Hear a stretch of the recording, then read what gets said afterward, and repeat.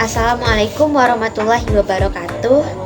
Perkenalkan, saya Fania Yolanda dengan NIM 24006050. Saya dari Departemen Bimbingan dan Konseling, Fakultas Ilmu Pendidikan. Di sini saya akan menjelaskan mengenai tugas akhir dari pengantar coding, yaitu proyek saya dengan judul Program Pengelola File Sederhana, di mana dosen pengampunya adalah Bapak Ridho Putra, SPD MPDT. Di sini saya akan menjelaskan mengenai program yang sudah saya buat. Berikut adalah penjelasannya. Terima kasih. Oke, jadi pertama-tama kita teman-teman perlu untuk mendownload Dev C++ nya dulu. Itu bisa di-download di Google atau dari web. Nah, setelah di-download, itu bisa dibuka. Lalu kita masukkan kode-kodenya untuk program pengelola file sederhana ini. Nah, program ini terdiri dari beberapa bagian penting, mulai dari library, fungsi-fungsi utama, hingga bagian dari inti programnya. Nah, agar lebih jelas, saya akan menjelaskannya secara bertahap agar mudah dipahami. Dimana yang pertama, yaitu kita melakukan include beberapa library, yaitu IOStream, dimana ini merupakan untuk input-output, lalu FStream, untuk membaca dan menulis file. Yang ketiga ada string, yaitu untuk teks, dan yang terakhir ada limits untuk membersihkan input buffer. Lalu yang kedua, kita gunakan using namespace std agar lebih ringkas ketika menulis perintah. Yang ketiga, kita bisa membuat sebuah variabel konstanta bernama nama file yang berisi nama file yang akan digunakan, yaitu data.txt. Selanjutnya, masuk ke fungsi pertama, yaitu tambah data, di mana fungsi ini bertugas untuk menambah data baru ke dalam file. Kita buka file dengan mode append agar data baru itu ditambahkan di akhir tanpa menghapus data lama.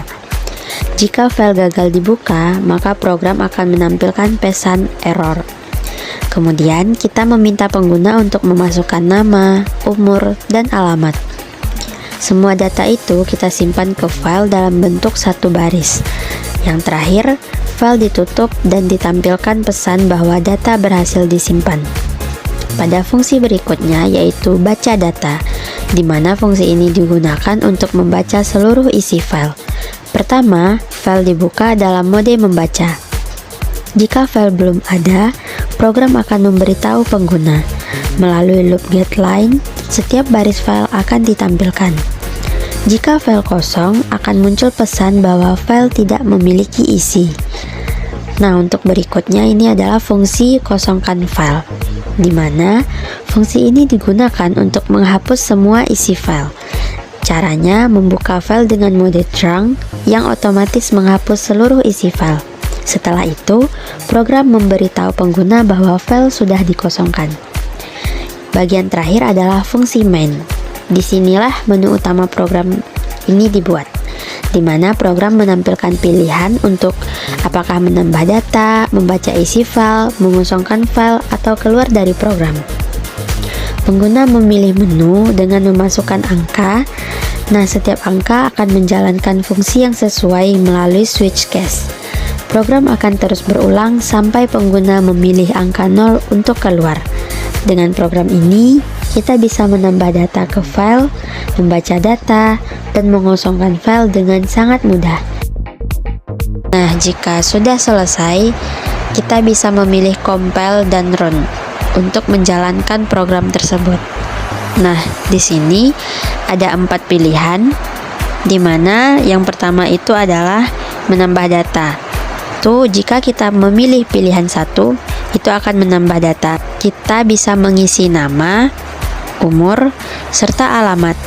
Nah, jika sudah, kita bisa menekan enter dan di sana data akan tersimpan.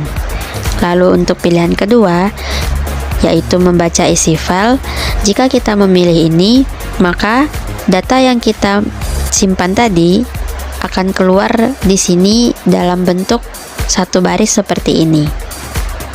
Yang ketiga adalah pilihan untuk mengosongkan file. Jika kita memilih ini, maka data yang kita masukkan akan dikosongkan atau dihilangkan. Lalu untuk yang terakhir atau 0, itu keluar dari program. Jika kita memilih ini, maka program akan selesai dijalankan.